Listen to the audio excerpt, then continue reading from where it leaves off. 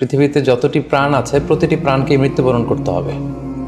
সূরা আলী ইমরানের 185 নম্বর আয়াতে আল্লাহ তাআলা ইরশাদ করছেন, কুল্লু নাফসিন যায়িকাতুল মাউত।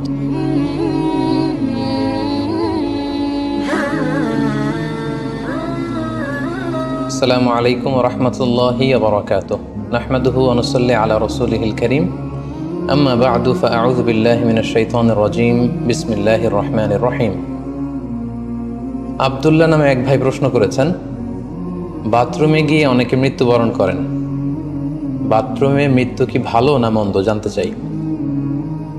প্রিয় ভাই আব্দুল্লাহ, আপনার এই প্রশ্নের উত্তরে বলবো যে পৃথিবীতে যতটি প্রাণ আছে প্রতিটি প্রাণকে মৃত্যুবরণ করতে হবে। সূরা আলী ইমরানের 185 নম্বর আয়াতে আল্লাহ তাআলা ইরশাদ করছেন, কুল্লু নাফসিন যায়িকাতুল মাউত, অর্থাৎ প্রতিটি আত্মাকে মৃত্যুর স্বাদ আস্বাদন করতে হবে। আমরা পৃথিবীতে যারাই এসেছি আবার এই পৃথিবী থেকে বিদায় নিতে হবে, আমাদেরকে মৃত্যুবরণ করতে হবে। এটা হচ্ছে চিরসত্য বা মহাসত্য, এবং এই চিরসত্যটি কম বেশি আমরা সবাই জানি। কিন্তু আমরা কোথায় মৃত্যুবরণ করব এ ব্যাপারে আমরা কিছুই জানি না। কিভাবে আমাদের মৃত্যু ঘটবে, কোন প্লেসে, কোন জায়গাতে আমরা মরবো এ ব্যাপারে আমরা কিছু জানি না। এবং সে ব্যাপারে সূরাতুল লোকমানের 34 নম্বর আয়াতে আল্লাহ তাআলা ইরশাদ করছেন, ওয়ামা তাদরি নাফসুম বিআইয়ি আরদিন তামুত ইন্নাল্লাহা আলিমুন খাবীর। অর্থাৎ কোনো মানুষই জানে না, কোনো প্রাণী জানে না যে সে কোন প্লেসে, কোন জায়গায় মৃত্যুবরণ করবে। এ ব্যাপারে শুধুমাত্র কেবলমাত্র আল্লাহ তাআলাই জ্ঞান রাখেন। ইন্নাল্লাহা আলিমুন খাবীর, তিনি মহাজ্ঞানী এবং সব ব্যাপারে তিনি খবর রাখেন। তাহলে কোরআনের দুটি আয়াতের মাধ্যমে আমরা জানতে পারলাম যে আমরা প্রত্যেকেই মৃত্যু স্বাদ আস্বাদন করতে যাচ্ছি, আমরা মরবো এটা নিশ্চিত, কিন্তু কোথায় মরবো, কোন জায়গায় আমাদের মৃত্যু ঘটবে, সংঘটিত হবে এ ব্যাপারে আমরা কিছুই জানি না। এবার যদি আমরা সরাসরি প্রসঙ্গে আসি, সেটা হচ্ছে বাথরুমে গিয়ে যদি কেউ মৃত্যুবরণ করে, হ্যাঁ সেটা হতে পারে, বাথরুমেও কেউ মৃত্যুবরণ করতে পারে। এবং অনেক সময় আমরা শুনেছি যে বাথরুমে অনেকে ইন্তেকাল করেছেন, মৃত্যুবরণ করেছেন। এখন এই বাথরুমে মৃত্যুবরণ করা এটা ভালো কি মন্দ এটা তিনি জানতে চেয়েছেন। আসলে বাথরুমের ভেতরে কেউ মৃত্যুবরণ করলে এটা ভালো মৃত্যু নাকি খারাপ মৃত্যু এ ব্যাপারে কোনো হুকুম দেওয়ার বা ডিসিশন দেওয়ার সুযোগ আসলে আমাদের নেই, কেননা এ ব্যাপারে ইসলাম আমাদেরকে কিছু জানায়নি। কারণ নিছক বাথরুমের ভেতর মৃত্যু যদি হয় তাহলে এটা খারাপ মৃত্যু বা খারাপ সাইন, সে জাহান্নামে যাবে এরকম কথা বলার কোনো সুযোগ নেই। নিছক একটা নির্দিষ্ট জায়গায় কারণ মৃত্যুর কারণে এটা খারাপ মৃত্যু বা ভালো মৃত্যু বলে আসলে কোনো ধরনের সিদ্ধান্তে আসা যায় না। কারণ বাথরুমে নানাভাবে মানুষের মৃত্যু হতে পারে। কেউ হয়তো অজু করতে যেয়ে বাথরুমের ভিতরে মৃত্যুবরণ করেছে, অথবা কেউ গোসল করতে যেয়ে মৃত্যুবরণ করেছে, এটাও হতে পারে, অথবা প্রাকৃতিক কাজ সারতে যেয়ে বাথরুমে তার মৃত্যু হয়েছে। এর কোনোটির ক্ষেত্রেই এই মৃত্যুটি খারাপ মৃত্যু এভাবে কোনো সিদ্ধান্তে আসা যাবে না। সিদ্ধান্তে আসা যাবে এভাবে, অথবা ধারণা করা যাবে, প্রবল ধারণা করা যাবে এভাবে যে সে তার জীবনটা কিভাবে কাটিয়েছে। তিনি যদি ইমানের উপর থাকেন, ইস্তেকামতের উপর থাকেন, আল্লাহ এবং আল্লাহ রাসূলের উপর দৃঢ় বিশ্বাসের উপর থাকেন, তিনি যদি সৎ কর্ম করে থাকেন এই পৃথিবীতে, তাহলে তার বিদায়টা, তার মৃত্যুটা ভালো মৃত্যু হয়েছে বলে আমরা প্রবল ধারণা রাখতে পারি। কিন্তু কে জান্নাতি হবে আর কে জাহান্নামী হবে এ ব্যাপারে শুধুমাত্র আল্লাহ তাআলা ডিসিশন দিতে পারেন। এক্ষেত্রে অনেকে একটি হাদিসের মিস ইন্টারপ্রিটেশনের কারণে এই ধরনের ধারণা করে থাকতে পারেন যে হাদিসটি সহিহ বুখারীতে এসেছে। আল্লাহর হাবিব সাল্লাল্লাহু আলাইহি ওয়াসাল্লাম বলেছেন, ইন্নামাল আমালু বিল খাওয়াতিম, অর্থাৎ মানুষের কর্মফল নির্ধারিত হয় তার শেষ কাজের উপর ভিত্তি করে। তার শেষ জীবনটা যদি ভালো হয় তাহলে তার মৃত্যুটা ভালো হয়েছে বলে ধরা হবে। এই হাদিসের মিস ইন্টারপ্রিটেশনের কারণে অনেকে হয়তো ধারণা করতে পারেন যে বাথরুমের ভেতরে কারো মৃত্যু ঘটলেই সেটা খারাপ মৃত্যু। আসলে ব্যাপারটি এমন নয়। হাদিসে যে বিল খাওয়াতিম বলা হয়েছে এর ব্যাখ্যা এসেছে যে বিল খাওয়াতিম মানে হচ্ছে মা ইয়ামালুহু ফি আখিরি হায়াতি, সেটা শেষ জীবনে কি কাজ করেছে সেটার উপর ভিত্তি করে তার মৃত্যুটা ভালো নাকি খারাপ এটা নির্ধারিত হবে। অনেকের এমন হতে পারে যে জীবনের শুরুতে তিনি ইসলামকে মানতেন না, আল্লাহকে বিশ্বাস করতেন না, কিন্তু শেষ জীবনে এসে তিনি বিশ্বাসী হয়েছেন, তিনি সৎকর্ম করেছেন এবং সেটার উপর অটল থেকেই তার মৃত্যু হয়েছে। সেক্ষেত্রে আমরা প্রবল ধারণা করতে পারি এবং আশা করতে পারি যে তার মৃত্যুটা ভালো হয়েছে।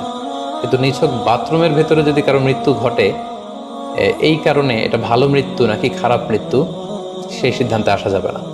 তবে কোরআন সুন্নাহ আমাদেরকে কিছু আলামত বা সাইন দিয়েছে। এই সাইন বা নিদর্শনগুলো খেয়াল করে আমরা বুঝতে পারি যে কারো মৃত্যুটা ভালো মৃত্যু হয়েছে নাকি খারাপ মৃত্যু হয়েছে। সেক্ষেত্রে শুরুতে আমরা আলামাতু সুইল খাতিমা, কারো মৃত্যুটা খারাপ কিনা বা মন্দ মৃত্যু বা মন্দ বিদায় কিনা সেটা আমরা শুরুতে শুনবো। সেক্ষেত্রে আমরা যদি কোরআন সুন্নাহর দিকে তাকাই তাহলে দেখব যে কোরআন সুন্নাহ আমাদেরকে জানিয়েছে কেউ যদি আত্মহত্যা করে মৃত্যুবরণ করে তাহলে এটা আমরা বলতে পারি যে এটা একটা খারাপ মৃত্যু ছিল। কারণ আল্লাহ রাসূল সাল্লাল্লাহু আলাইহি ওয়াসাল্লাম ইরশাদ করেছেন, সহিহ বুখারীতে এসেছে, মান কতালা নাফসাহু বিশাইইন উযযিবা বিহি ইয়াওমাল কিয়ামা। যে ব্যক্তি তার নিজেকে যেই জিনিস দিয়ে আত্মহনন করবে বা আত্মহত্যা করবে, কিয়ামতের দিন তাকে সেই শাস্তিই দেওয়া হবে। লেটসে কেউ যদি ছুরি দিয়ে স্ট্যাবিং করে তার প্রাণ হনন করে, জাহান্নামে সে কেবল জাহান্নামের ছুরি দিয়ে নিজের পেটের ভেতরে এরকম ছুরিকাঘাত করতেই থাকবে, এটাই হবে তার শাস্তি। কেউ যদি বিষ পানের মধ্য দিয়ে সুইসাইড করে তাহলে জাহান্নামে তার শাস্তি হবে জাহান্নামের বিষ খেয়ে খেয়ে সে এই কষ্ট বা শাস্তি ভোগ করবে। কেউ যদি গলায় দড়ি দিয়ে বা ওড়না পেঁচিয়ে গলায় ফাঁস লাগিয়ে সুইসাইড করে তাহলে আল্লাহ রাসূল সাল্লাল্লাহু আলাইহি ওয়াসাল্লামের হাদিস অনুযায়ী জাহান্নামে সে গলাতে শুধু ফাঁস লাগাতেই থাকবে। তাহলে আল ইন্তিহার মানে সুইসাইড, আত্মহত্যা করে যদি কেউ মারা যায় সেক্ষেত্রে আমরা বলতে পারি যে এটি খারাপ মৃত্যু ছিল, মৃত্যুটি ভালো ছিল না। তাছাড়া কোনো ব্যক্তি যদি কবিরা গুনাহ সম্পাদন করা অবস্থায় ইন্তেকাল করে, লেটসে কেউ মদ পান করা অবস্থায় তার মৃত্যু ঘটেছে, কিংবা ব্যভিচার করা অবস্থায় তার মৃত্যু ঘটেছে, কিংবা কারো উপর সে জুলুম বা অত্যাচার করছিল, এরকম বড় কোনো কবিরা গুনাহ সম্পাদন করা অবস্থায় যদি কারো মৃত্যু ঘটে যায় সেক্ষেত্রে বলা যেতে পারে যে মৃত্যুটি খারাপ ছিল। পাশাপাশি বাবা মা যদি কোনো ভ্যালিড কারণে সন্তানের অন্যায়ের কারণে সন্তানের প্রতি রেগে থাকেন এবং ওই অবস্থায় যদি সন্তানের মৃত্যু ঘটে তাহলে এটি একটি খারাপ মৃত্যু ছিল বলে ধারণা করা যেতে পারে। এবং স্বামী যদি তার স্ত্রীর প্রতি রেগে থাকে কোনো স্ত্রীর অন্যায়ের কারণে এবং সেই অবস্থায় যদি স্ত্রীর মৃত্যু ঘটে তাহলে এই মৃত্যুটি মন্দ মৃত্যু বা খারাপ বিদায় ছিল বলে আমরা ধারণা করতে পারি। সবশেষে বলবো যে কোনো ব্যক্তির মৃত্যুতে যদি গোটা মুসলিম উম্মাহ, মুসলিম কমিউনিটি আনন্দ প্রকাশ করে, উল্লাস করে, এটাও ওই ব্যক্তির খারাপ মৃত্যু ছিল বলে ধরে নেওয়া হবে। কারণ সবাই তার অন্যায় থেকে, অত্যাচার থেকে, তার অনিষ্ট থেকে বাঁচার জন্য চাচ্ছিল, তার হাফ ছেড়ে বেঁচেছে। সো মুসলিম উম্মাহ যদি, গোটা মুসলিম উম্মার ভালো লোকরা যদি কারোর মৃত্যুতে আনন্দ প্রকাশ করে তাহলে তার মৃত্যুটা খারাপ মৃত্যু ছিল বলে ধরে নেওয়া যাবে। এই সমস্ত আলামতগুলো যদি আমরা খেয়াল করি, এগুলোর ভিত্তিতে বলা যেতে পারে যে তার মৃত্যুটা মন্দ ছিল, তার বিদায়টা খারাপ ছিল। এবার আমরা যদি হুসনুল খাতিমা অর্থাৎ ভালো বিদায়, কোনো ব্যক্তি যখন আমাদের থেকে বিদায় নিল, মৃত্যুবরণ করলো, তখন আমরা কিভাবে বুঝবো যে বিদায়টা ভালো ছিল এবং এই লোকটা আশা করি যে জান্নাতি হবে, এটা আমরা কিভাবে বুঝবো? প্রথমত বোঝার মাধ্যম হচ্ছে আন-নুতকু বিশ-শাহাদাতি ইনদাল মাউত। মৃত্যুর সময় যদি কেউ আল্লাহর জিকির করা অবস্থায়, আল্লাহকে স্মরণ করা অবস্থায় কিংবা শাহাদাত বাণী পাঠ করে যদি মৃত্যুবরণ করতে পারে তাহলে আশা করা যায় যে এই মৃত্যুটা খুব ভালো মৃত্যু হয়েছে। কারণ আল্লাহ রাসূল সাল্লাল্লাহু আলাইহি ওয়াসাল্লাম সুনানে আবু দাউদের এক বর্ণনায় ইরশাদ করেছেন, মান কানা আখিরু কালামিহি লা ইলাহা ইল্লাল্লাহ, যে ব্যক্তির শেষ বাক্য হবে লা ইলাহা ইল্লাল্লাহ এবং এই কালিমাতুত তাইয়্যিবা, এটা পরে যদি কেউ শেষ নিঃশ্বাস ত্যাগ করতে পারে তাহলে সে জান্নাতে প্রবেশ করবে বলে আল্লাহ রাসূল সাল্লাল্লাহু আলাইহি ওয়াসাল্লাম আমাদেরকে সুসংবাদ দিয়েছেন। তাহলে মৃত্যুর আগে কালিমা পরে মরতে পারা এটা একটা সৌভাগ্যের বিষয় এবং এটা একটা ভালো সাইন।